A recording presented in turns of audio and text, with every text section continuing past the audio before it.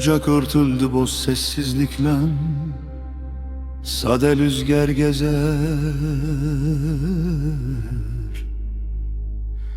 Yavaş bu sırtlarda,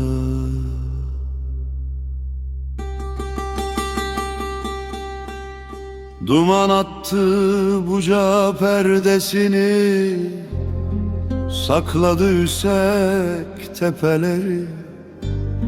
Sevgili kasabam kaybeldi ortadan, sanki her şey kaldı yağmurluk altında.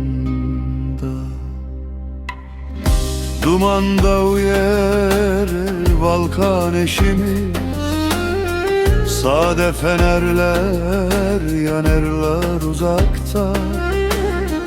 Her taraf gene duman içine daldı, bütün yollar kırlarda ıslandı. Duman duman Gagavuz yamın üstünde, güneşli tarlaların zengin erinde.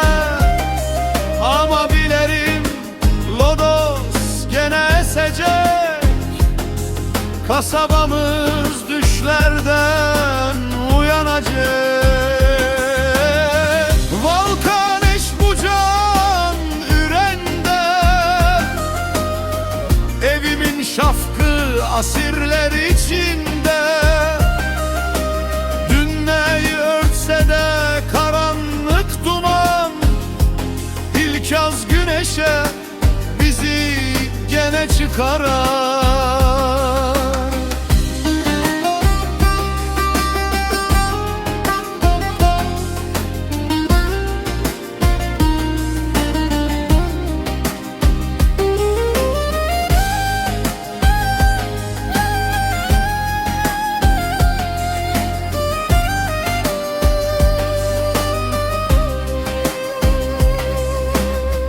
Kaybeldi kırlar, bahçeler, yollar. Dünamız daraldı dolayda.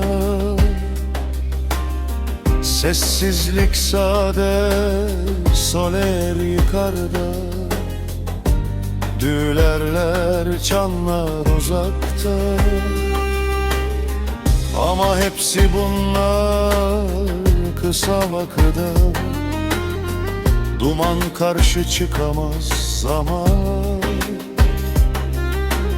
bulutlar arasında güneş gene doğacak. Gagavuz erimizi aydınlatacak. İnsanlar gene karşılarlar günü, uşak gülüşü dolacak sokaklar. Duman tez dağılır, açılır bu dünne. Bucak bir sedef bizim devlete.